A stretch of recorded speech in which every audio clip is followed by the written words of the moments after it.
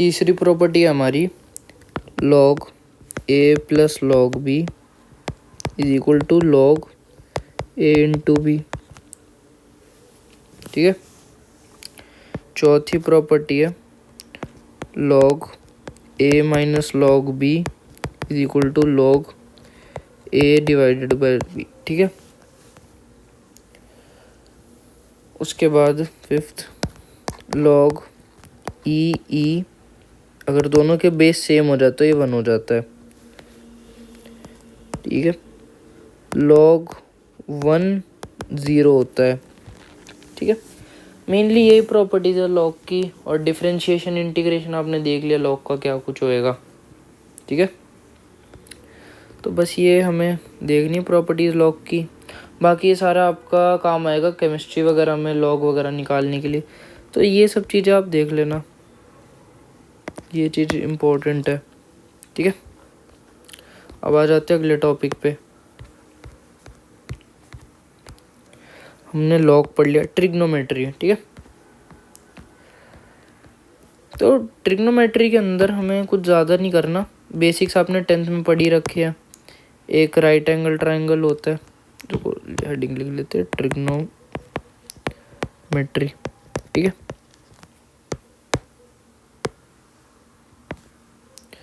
एक right angle triangle होता है, ये थीटा मान लिया, ये ए बी सी, हमारे पास ये 3 साइड्स होती है। तो हमारी ये वाली साइड तो परपेंडिकुलर हो गई, ये बेस बोलते थे हम इसको, और इसको हाइपोटेनियस बोलते थे। तो हम साइन, इसको पी लिख लेते हैं, परपेंडिकुलर। ठीक है। तो हम बोलते थे इसके अंदर मेनली कि हमारा जो साइन थीटा है वो परपेंडिकुलर अपॉन हाइपोटेनियस है, कोस थीटा है वो बेस अपॉन हाइपोटेनियस है, टैन थीटा है वो perpendicular upon base, and similar so on. ठीक है। फिर हमने थोड़ी बहुत प्रॉपर्टी पढ़ी थी। तो इसके अंदर 11th के अंदर बहुत सारे फार्मूलेज होते हैं, वो फार्मूले अक्सर बच्चे भूल जाते हैं, तो वो फार्मूले मेनली लिख लो, वो फार्मूले अप्लाई करने आने चाहिए। सबसे पहला साइन ए प्लस बी, तो आ गया साइन ए कॉस बी प्लस का कॉस ए साइन बी। ठीक है। सेकंड है साइन, ये प्लस माइनस दोनों में चलेगा तो मैं ऐसे लिख देता हूँ। ठीक है। फिर आ जाओ कॉस वाले पे, ए प्लस माइनस बी, तो ये आएगा कॉस ए कॉस बी। अब देखो इसमें जहाँ पे प्लस है वहाँ पे माइनस आएगा, साइन ए साइन बी। ठीक है। तीसरा tan x प्लस वाई, यह आएगा सॉरी ये ऐसे आएगा tan x प्लस का tan y, सॉरी मैं क्या कर रहा हूँ, tan of x plus Y आएगा हमारा tan x प्लस का tan y upon 1 minus tan x tan y। ठीक है। चौथी हम पढ़ते हैं साइन 2 थीटा, ये होता है 2 साइन थीटा कॉस थीटा, और ये होता है हमारा 2 tan theta upon 1 plus tan square theta. पांचवी पढ़ते हम cos 2 थीटा की, cos 2 थीटा के अंदर पढ़ते हम 4-5 identity, 1 minus tan square theta upon 1 plus tan square theta, ये आएगा 2 cos स्क्वायर थीटा माइनस 1, ये आएगा 1 माइनस 2 साइन स्क्वायर थीटा, और ये होता है हमारा cos square theta minus sine square theta. ठीक है। फिर पांचवा पढ़ेंगे, ये छठा पढ़ेंगे tan 2 थीटा, तो आएगा 2 tan theta upon 1 minus tan square theta. ठीक है। उसके बाद हम पढ़ते हैं sine 3 theta cos 3 theta tan 3 theta है, वो सब आप इन वाली प्रॉपर्टीज़ में डाल के निकाल लोगे, वो याद करके क्या करोगे। ठीक है। अल्टीमेटली होता मुश्किल नहीं है, वो छोड़ो बाद में लिख लेंगे।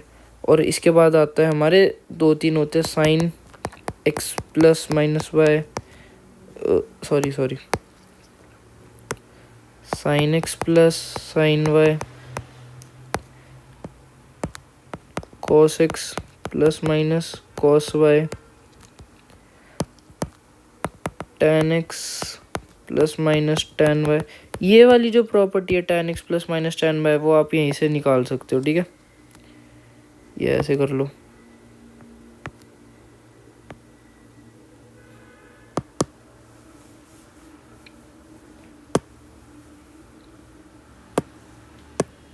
ठीक है, ये यहीं से निकाल लोगे आप। अब यहाँ पे ये साइन है ना प्लस के, वहाँ माइनस के कर देना, और बाकी में ये इंटरचेंज हो जाएंगे, आप समझ गए होगे, ठीक है। तो आपको ये सारी प्रॉपर्टीज़ वगैरह याद करनी है, आप देख के कर लेना। और मेनली ट्रिग्नोमेट्री में इतना ही है, बाकी ग्राफ्स है, ट्रिग्नोमेट्रिक ग्राफ्स, tan इनवर्स वगैरह है, ठीक है। तो हमारा ट्रिग्नोमेट्री भी ख़त्म। अब आ जाती है बात अप्रॉक्सीमेशन पे, ठीक है, इसको भी ख़त्म करते हैं।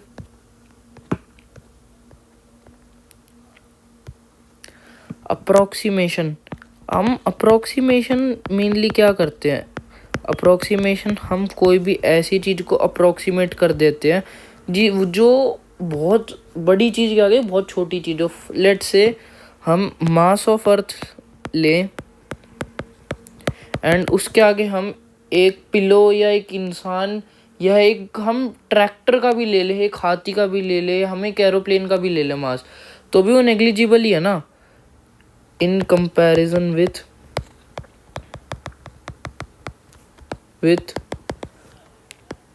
एन एलिफेंट, ठीक है। तो देखो हम क्या करेंगे, हम इन दो के मास को अलग अलग तो जोड़ेंगे नहीं, हम कहेंगे कि दोनों में से mass of earth plus mass of elephant दोनों की जगह हम इसको नेग्लेक्ट कर देंगे, ठीक है। तो हमें नेग्लेक्ट करनी आनी चाहिए कि कोई भी दो चीज़ें प्लस में या माइनस में है, हम उन दो चीज़ों में से बड़ी चीज़ जो बहुत ज़्यादा सिग्निफिकेंट डिफरेंस नहीं क्रिएट करेंगी तो फिर हम उसको नेग्लेक्ट कर देंगे। पर एक एग्जांपल लो, अब मान लो एक मैं खड़ा हूँ, लेट से मेरा मास है 70 kg और एक बाइक है, मास ऑफ बाइक उसका वेट है 180 kg। तो देखो कंपेरेबल तो है वेट, ये तब भी चाहे बड़ा है, बहुत ज़्यादा बड़ा है, 110 kg का फ़र्क है, बट स्टिल कंपेयर तो कर पा रहे ना। एंड यही अगर ये 1800 किलो भी होता तो भी समवेयर कंपैरिजन हो पाता, बट अगर ऐसे होता है 18,000 किलो और 1 किलो तो ये चीज़ बहुत फ़र्क नहीं आता। तो हम इसको अप्रॉक्सीमेट ऐसे करेंगे कि हम इसको 1 kg को नेग्लेक्ट कर देंगे, ठीक है, ठीक है। तो हमें अप्रॉक्सीमेट करना आना चाहिए। अब ये सब कहाँ पे यूज़ होगा, आपको रूट निकालने में हेल्प होगी। अगर आपको रूट में बोल दिया कि 6400 का स्क्वायर प्लस का 10 का स्क्वायर, तो आप एक बात देख लो या इसको ऐसे देख लो, ये बोल दिया हमें 1.7 का स्क्वायर, ठीक है, ये बोल दिया।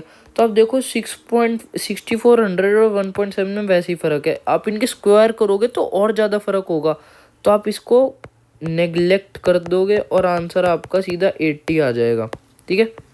ये हो गया अप्रॉक्सीमेशन, ठीक है। दूसरा हम एक करते हैं राउंड ऑफ।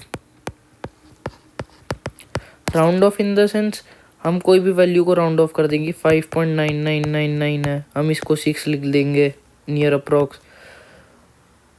या हमारे पास कोई वैल्यू है 8.981 तो हम इसको कर देंगे 8.98 या 8.99, तो अप्रॉक्स आप समझ गए होगे 9 के करीब। अब वह कितना फ़र्क आना चाहिए, देखो वैल्यू के हिसाब से फ़र्क आता है कि कई चीज़ जो बहुत धीरे धीरे बढ़ रही हो उनमें तो हम नहीं कर सकते अप्रॉक्सीमेट। जैसे आपने एटम जो न्यूक्लियर में चैप्टर में पढ़ा होगा, mass of hydrogen binding energy per nucleon, उसके अंदर आप अप्रॉक्सीमेशन बिल्कुल नहीं लगाओगे, ठीक है, कभी नहीं लगाओगे इन बाइंडिंग एनर्जी एंड एटम्स में। बाकी कैलकुलेशन इजी करने में आप लगा सकते हो, ठीक है। तो आई होप इतना बहुत है। एंड ज़्यादा लंबा टॉपिक इसलिए नहीं खींचा मैंने और ज़्यादा डिटेल्ड भी नहीं बताया कि आपके काम नहीं आएगा अब, ठीक है। एंड और कोई डाउट हो तो फील फ्री टू कमेंट।